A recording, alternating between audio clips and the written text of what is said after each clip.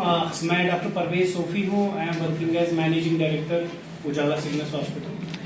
हमारा आज press conference का जो रीज़न है, ये एक अवेयरनेस कॉन्फ्रेंस है जहाँ पे हम लोगों तक एक मैसेज पहुँचाना चाहते हैं कि उजाला अभी कश्मीर में पिछले 3 साल से काम कर रहा है और इन 3 सालों में काफ़ी सारे डिपार्टमेंट है जो हमने यहाँ चलाए और कोशिश की कि लोगों तक बेहतरी और अच्छा इलाज पहुँचाए, और उसी पहल को कंटिन्यू करते हुए अभी हमने जिसकी डायर नीड है कश्मीर को, ग्लोबली अगर हम देखें पूरी दुनिया में कैंसर के केसेस बहुत ज़्यादा बढ़ रहे हैं। अगर हम अपने कश्मीर की बात करें, यहाँ पर भी हर साल हजारों पेशेंट इस बीमारी से डायग्नोज होते हैं, जिनको डायग्नोसिस के लिए भी एक स्पेसिफिक डॉक्टर चाहिए और फिर सर्जरी के लिए एक स्पेसिफिक डॉक्टर चाहिए। उसके बाद अगर उनको कीमो लगती है उसके लिए भी एक स्पेसिफिक डॉक्टर चाहिए, और कभी कभी उनके लिए प्लास्टिक सर्जरी डिपार्टमेंट की भी जरूरत पड़ती है।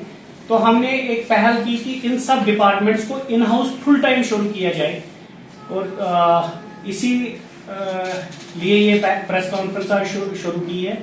मेरे साथ मेरे प्लास्टिक सर्जन, ऑन्को सर्जन, हमारे ऑन्कोलॉजिस्ट, हमारे इंटरवेंशनल रेडियोलॉजिस्ट, ये सारी हमारी टीम है जो यहाँ पे ऑन्कोलॉजी और ऑन्को सर्जरी से रिलेटेड या डायग्नोसिस से रिलेटेड सारी सर्विसेज फराहम करेंगे।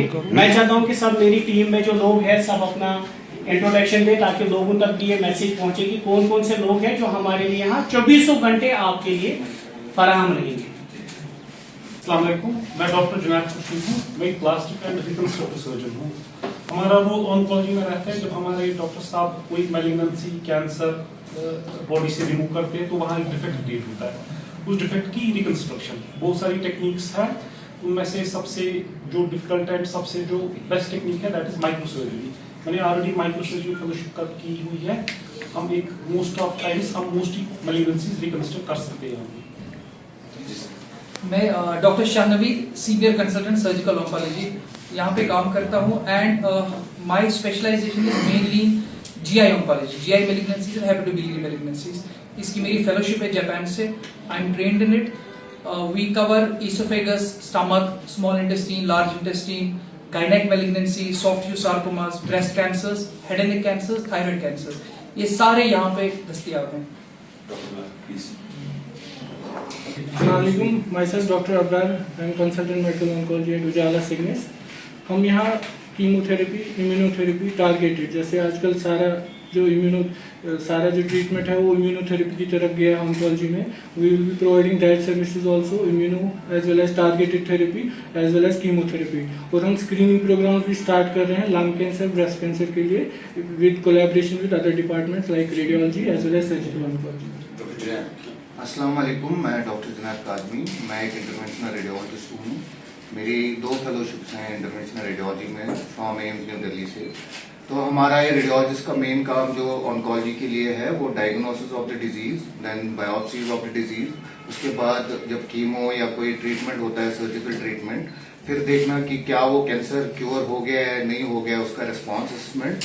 उसके अलावा बहुत सारी मैनेजमेंट्स हैं बहुत सारे कैंसर्स के लिए जो कि हम प्रोवाइड करते हैं। उसमें से लिवर कैंसर हो, लंग कैंसर हो, रीनल ट्यूमर्स हो, बोन ट्यूमर्स हो, तो बहुत सारी मैलिग्नेंसीज हम यहाँ पे क्योर कर सकते हैं या ट्रीट कर सकते हैं।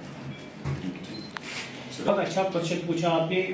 काफ़ी सारे पेशेंट जो बाहर ऑपरेट होते हैं फिर हमारे पास दोबारा यहाँ, क्योंकि ये it's not a one time process कि आपने ऑपरेट करा दिया। अभी हम कुछ दिन पहले एक यंग पेशेंट एडमिट हुआ, he had a recurrence of glioma, but now he cannot go every time outside, and it is a financial burden for the family.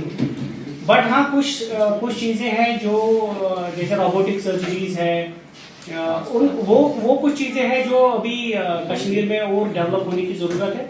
पर हमारा खाली ये टीम इंट्रोड्यूस करने का रीज़न नहीं है। हमारा एक प्लान फ्यूचर में है, हमारे पास रेडिएशन थेरेपी हो, हमारे पास पेट स्कैन हो, हमारे पास रोबोटिक सर्जरीज हो, ताकि हमारे कश्मीर के लोगों को इस चीज के लिए बार बार बाहर ना जाना पड़े। This is an initiation, it is not the end what we are expecting out of this system. बहुत इंपॉर्टेंट क्वेश्चन है जो आपने पूछा। मैं इसको इस तरीके से बताना चाहूँगा क्योंकि ऑलरेडी हमारे कश्मीर में आप देखेंगे मध्यम वर्ग की फैमिलीज ज़्यादा है, जो लो इनकम फैमिलीज है, तो financially they are not that good enough कि वो अपना ट्रीटमेंट लाखों करोड़ों में करा ले। आपने बाहर देखा होगा, I have been outside for quite a long time, around 12-14 years. तो वहाँ लोग एफर्ट करते हैं, उनके पास इंश्योरेंसेस होते हैं, हमारे पास वो एक चैलेंज है। उसके बाद दूसरी बात होती है ये हॉस्पिटल की नीति क्या है, हम क्यों चैलेंज करते हैं। मैंने किसी भी पॉइंट पे ये नहीं बताया हम बेस्ट है, हम यूनिक है। मेरे इंटरव्यू में आपने ये नहीं सुना, और मैं अभी क्लेम करता हूँ, आप अगर रिमाइंड भी करेंगे नहीं बताया मैंने। But we are saying that this is not the end, we are going for a future target, जहां मैंने कैंसर से रिलेटेड चीजें अपग्रेड करने की बात है। तीसरा पॉइंट ये एक ऐसा हॉस्पिटल है, भले ही ये दिल्ली का है, कॉर्पोरेट है, एलजी साहब ने इनॉग्रेट किया, we have got every empanel. This is the first hospital जिसने एक्स सर्विसमैन एम्पैनलमेंट कराया, फर्स्ट हॉस्पिटल जिसने सीजीएचएस कराया, आयुष्मान तो हम कर ही रहे हैं, and this is the first hospital जिसने ईएसआई कराया। आपने सुना ही नहीं होगा एंटायर वैली में कि कोई हॉस्पिटल आपका ईएसआईसी जो एम्प्लॉय स्टेट इंश्योरेंस पे ट्रीटमेंट करेगा, जिसके बहुत ही कम मिलते हैं, और कब गवर्नमेंट से पैसे आएंगे आपको ये पता नहीं रहता।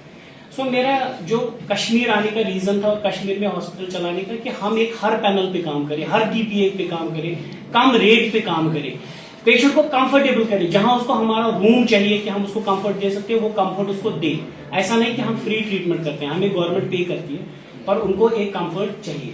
दूसरा पॉइंट, मैं किसी भी हॉस्पिटल के बारे में नहीं कह सकता, doctors try their best, they try to revive the patient, कोशिश करते हैं, पर हॉस्पिटल्स खुलेंगे, हॉस्पिटल अगर सीरियस पेशेंट करते हैं, जैसे डॉक्टर नवीन साहब हमारे साथ 1 साल से काम करते हैं, हमने यहाँ इसोफेजियल सर्जरीज, स्टोमक सर्जरीज, ये बोलने में छोटी छोटी बातें हैं, पर they are very huge surgeries. We require to keep the ICU patient in ICU for 5 days 7 days। अभी हमने एक 90-year पेशेंट एडमिट किया, now she developed pneumonia, she has to get readmitted. So ऐसा प्रोग्नोसिस डिफाइन करना एक चीज पे, I think that will be, किसी को जज बहुत अर्ली कर रहे हैं, but as a doctor, as my team, my management, everybody, मेरे हॉस्पिटल चलाने का रीजन है कि हम लोगों को यहाँ कंफर्ट दें, both in terms of finances, both in terms of emotions, and both in terms of treatment. क्योंकि हमारे पास पेशेंट आया, हमने सर्जरी कर दी, हमने कमाल कर दिया, हमने कोई कमाल नहीं किया until and unless we behave with him with very love and empathy। क्योंकि हॉस्पिटल में जो भी इंसान आएगा वो परेशानी में आता है, उसको लव एंड एम्पैथी चाहिए। आई थिंक दैट इज लैकिंग, वो हमारे कश्मीर में उसकी बहुत जरूरत है कि अपने लोगों को अपनाओ। कोई आपके पास आता है, उसकी प्रॉब्लम समझो, फिर पैसे आप बढ़ाओ घटाओ, ये वो that is not the important part of this system. Important is that you should adept them to the system.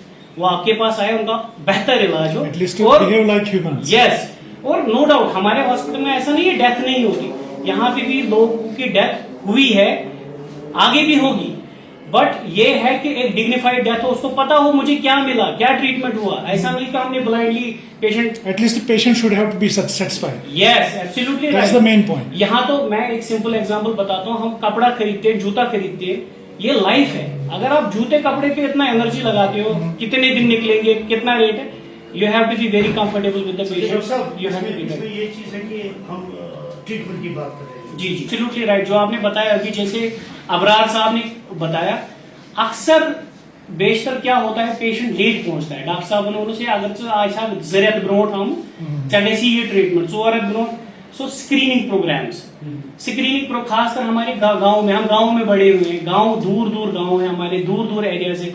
हमेशा से क्या क्या कुछ कोई मास निकला है, हमें पता ही नहीं रहता है, इसको बायोप्सी करने की जरूरत है, maybe it is in the early stage of diagnosis and we can change the treatment, right. So screening programs हम शुरू कर रहे हैं, पर मीडिया फैटर्निटी का, मैं बाहर रहा हूं, मैं मीडिया के बहुत क्लोज रहा हूं। मीडिया फैटर्निटी का ह्यूज रोल है to create a positive atmosphere, to create health associations. हम अपनी तरफ से, हम गांव गांव जाके कैंप करते हैं, हमने रामबन से लेके कपवारा तक कैंप किए हैं, करना तक कैंप किए हैं, मगर मेरा पॉइंट सबसे है, मीडिया का एक ह्यूज रोल है अवेयरनेस करने का। क्योंकि हो सकता है एक डॉक्टर की आवाज दूर तक नहीं जाएगी, पर आप सब लोगों की आवाज दूर तक जाती है, आप लोगों को ज्यादा से ज्यादा अवेयरनेस दे सकते हैं। तो जब भी आपको कोई भी प्रॉब्लम, किसी का खून कम हो रहा है, अभी मेरे एक गांव का पेशेंट आया था मेरे पास, खून कम गसन, but he was not undergone colonoscopy। colonoscopy के we find a malignancy there। So this is important। So आपका point बहुत अच्छा है कि we should go for screening programs।